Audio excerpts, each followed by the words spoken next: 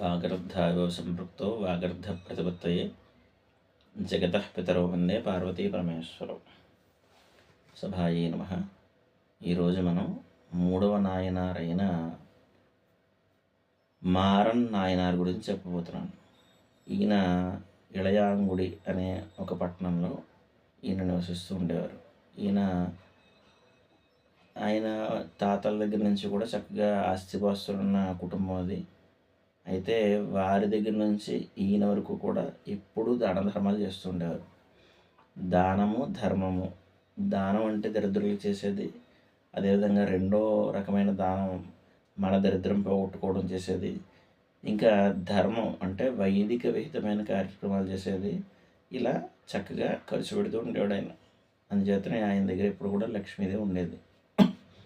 అయితే సాధారణంగా ఎవరికైనా మంచి పేరు వస్తుంది అనుకుంటే దాన్ని పాడు చేయడానికి కూడా కొంతమంది తయారవుతారు. అంటే పొగిడేవాళ్ళు ఎలా ఉంటారో ఆ పొగడతల్లో వినలేక వారిని ఎలా పాడు చేయాలి అని చెప్పేసి వారి మీద దుష్ప్రచారం చేసేవాళ్ళు కూడా చాలామంది రెడీగా ఉంటారు సమాజంలో. కలియుగంలో జరిగే సహజ సిద్ధమైన విషయాలు ఇవన్నీ కూడా. అందుకే మీరు చూడండి, 100 మంచి పనులు చేసి 101 చెడ్డ పని చేశాడు అనుకోండి పరాకుని ఏదో ఒక పరిస్థితుల్లో, ఆ ఒక్కటే చెప్పుకుంటారు తప్ప 100 చెప్పుకోరు. అది లోకంలో తీరు. అందుచేతనే ఆయనకు కూడా పాపం ఇంత మంచి పనులు చేస్తున్నప్పుడు సహజంగానే అనేక మంది ఆయన్ని పొగిడేవారు ఉన్నారు. ఆయన చేసే పనులు సంతోషించేవారు ఉండేవారు. అలాగే వారి యొక్క కీర్తిని భరించలేక వారి మీద దుష్ప్రచారం చేసేవాళ్ళు ఉన్నారు. అదేవిధంగా ఆయన ఎదురుకుండా ఎవరైనా పొగిడితే వాళ్ళు ఏమనేవారంటే, ఐశ్వర్యం ఉంటే మేము కూడా చేస్తాం ఈ దాన ధర్మాలు, మాకు ఏదో భగవంతుడు కొంత ఇచ్చాడు కాబట్టి చేయలేకపోతున్నాం కానీ అనే మాట అన్నారు. అయితే ఆయన ఎప్పుడు అసలు ఇలాంటివి ఏం పట్టించుకోలేదు. ఎందుకంటే ఆయన ధార్మికుడు. ఆయన చక్కగా ఆయన పని ఏదో ఆయన చేసుకుంటూ ఉండేవాడు. ఆయనకు తోచిన దానం చేస్తూ ఉండేవాడు. అయితే పరమేశ్వరుడు కోపం వస్తుంది. వారి యొక్క భక్తులను ఎవరైనా ఇబ్బంది పెడితే పరమేశ్వరుడు ఊరుకోడు. అతను ఏదో వాళ్ళు పాపన వాళ్ళు పోతారులే అని అనుకున్నా పరమేశ్వరుడు ఊరుకోడుగా. నా భక్తుడిని అంటావా, నీకు ఎంతకండ కావాలనరా అని చెప్పేసి భగవంతుడు వాడిని శిక్షిస్తాడు. అందుచేతనే పైగా లోకంలో ఈయన ద్వారా ఇంకో విషయాన్ని భగవంతుడు చెప్పాలనుకున్నాడు. ఏంటంటే అసలు ఉన్నంతలో దానం చేయొచ్చు, ఎంత ఉంటేనే దానం చేయాలని కాదు, మనకి ఎంత ఉందో అంతలో కొంత దానం చేయొచ్చు అని చెప్పడం కోసం ఆయన ఒక లీలను చేశాడు.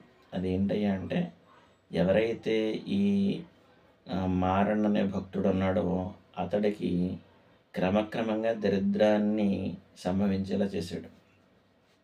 అది అంతవరకు అంటే చివరికి ఒకరోజు తింటే ఒకరోజు తినేవారు కాదు పాపం. అంతటి దరిద్రాన్ని అనుభవిస్తూ ఉండేవారు. అయితే ఈ గిట్టని వాళ్ళందరూ కూడా చూసారా, అందుకే దాన ధర్మాలు అనేవి ఎక్కువ చేయకూడదు, అస్తమానం దాన ధర్మాలు చేస్తే ఇలాగే ఉంటుంది, ఇప్పుడు ఎవరు పెడతారు వాళ్ళకి, అలాగా నానా మాటలు అంటూ ఉండేవారు. అయినా కూడా ఆయన ఎప్పుడు మానలేదు. ఆయన తినే ఒక రోజులో ఎవరైనా సన్యాసం లేదా యాచకుడు వస్తే ఆ ఒక్కరోజు కూడా మానేసి పస్తుండి మంచినీళ్ళు తాగేసి అవి కూడా ఆ రోజు దానం చేసేవారు, ధాన్యం. అందుచేత అంతటి దాన ధర్ముడైన ఆయన్ని పరమేశ్వరుడు ఇక చాలులే, లోకానికి తెలిసింది ఆయన పేదరికంలో ఉన్నప్పుడు కూడా దానం చేయగలడు, ఆ చెయ్యలాంటిది అని చెప్పేసి లోకానికి తెలిసింది కాబట్టి ఇంకా వీరిని అనుగ్రహించాలి అని అనుకున్నాడు. అలా అనుకునే ముందు ఒక చిన్న పరీక్షగా అర్ధరాత్రి దాటిన తర్వాత చాలా భీకరమైన వాన వస్తుంది బయట. ఆ సమయంలో ఈయన భవతి భిక్షాందేహి అని ఒక మునీశ్వరుడు రూపంలోకి అక్కడికి వెళ్ళేట. వెంటనే ఆవిడ పాపం అదేంటి అర్ధరాత్రి ఇలా యాచకుడు వచ్చాడంటే ఎప్పుడు రాడు కదా అని ఆశ్చర్యపోతూనే తలుపులు తీసి దంపతులు చూసేటప్పటికి ఈయన చక్కగా మునీశ్వరుడిగా కనిపించాడు. అయ్యా మహానుభావ, మీరు ఇలా వానలో తడిసిపోతున్నారు, ముందు లోపలికి రండి అని చెప్పేసి ఆయనకు ఒక ఆసనం వేసి వీళ్ళిద్దరు పాపం ఒంటింట్లోకి వెళ్ళి అన్ని గిన్నెలు వెతుకుతున్నారు, ఎక్కడైనా ధాన్యపు గింజలు ఉంటే ఆయనకి సరిపెడదాం అని చెప్పేసి. ఎక్కడ ఒక్క ధాన్యపు గింజ కూడా లేదు. ఏం చేయాలో తోచట్లేదు పాపం. ఆయన ఏమో వచ్చి కూర్చున్నారు, ఆకలి అన్నారు. ఎలాగైనా ఈయన్ని సంతుష్టిగా మనం పంపించాలి అని అనుకున్నారు. ఎందుకంటే ఆ సమయంలో బయటికి వెళ్ళిపోమంటే అంటే ఇక్కడ లేదండి ఇప్పుడు ఏమీని అలా వెళ్ళండి అన్నాను కదా! పగలు కాదు. అందరూ తలుపులు మూసేసి పడుకున్నారు. అయితే మిగిలిన వాళ్ళ దగ్గరికి వెళ్ళినా కూడా ఆయనకి భిక్ష దొరకదు.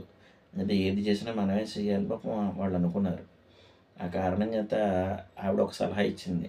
అయ్యా మనం పొద్దున్న పొలంలో విత్తనాలు వేసాం కదా! ఆ విత్తనాలు తీసుకొచ్చేయండి మళ్ళీని. అవి తర్వాత మళ్ళీ మనకి భగవంతుడు ఇస్తే నాటుకుందాంలే. ఆ విత్తనాలు తీసుకొచ్చేస్తే తట్టలోను ఆ విత్తనాలని శుభ్రపరిచి వండుతానని చెప్పేసి చెప్పింది. వెంటనే నేను పాపం కాడి బుట్ట ఒకటి తీసుకొని ఆ పొలంలో ఆల్రెడీ పొద్దున్న జల్లిన విత్తనాలని మళ్ళీ ఒక్కొక్కటి ఏరేసి చాలా తొందరగాను వాన పడుతుంది కాబట్టి వానకి తేలిపోయినాయి అవన్నీ కూడా.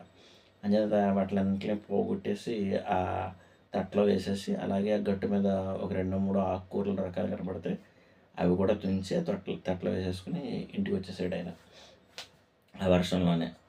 అయితే ఇంతవరకు బాగానే ఉంది అనుకుంటే ఇంకో సమస్య ఏంటంటే పొయ్యి.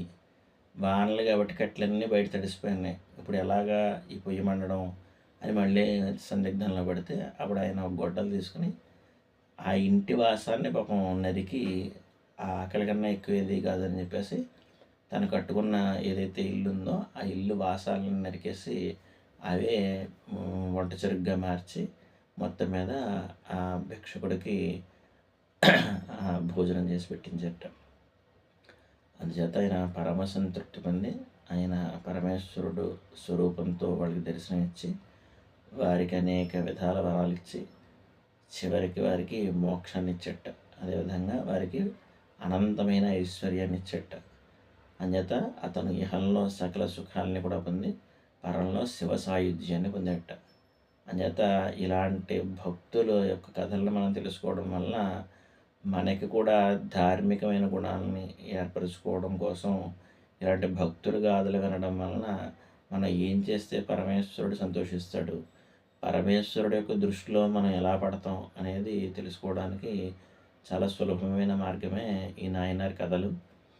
అయితే చాలామంది అంటుంటారు నేను ఎన్నిసార్లు ఏదో తిరుపతి వెళ్ళానండి అని. నిజానికి మనం ఎన్నిసార్లు తిరుపతి వెళ్ళినా లేదా మనం ఎన్నిసార్లు కాశీ వెళ్ళినా మనం ఎన్నిసార్లు భగవంతుడిని చూసినా మన దిశ మారదు.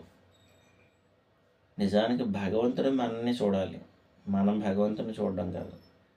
అలా భగవంతుడు కనుక ఒకసారి మనం చూసాడు అనుకోండి ఇంకా అసలు మనం వెనక్కి తిరిగి చూసుకోకర్లేదు. అంచేత మనం ఎన్నిసార్లు వెళ్ళే ప్రయత్నం ఎందుకంటే వెళ్ళొద్దని కాదు, ఎన్నిసార్లు అయినా వెళ్ళాలి. ఎన్నిసార్లు వెళ్ళాలి అంటే భగవంతుడు మనల్ని చూసే వరకు, మనం భగవంతుడు చూడడానికి కాదు, భగవంతుడి దృష్టిలో మనం పడడం కోసం వెళ్ళాలి.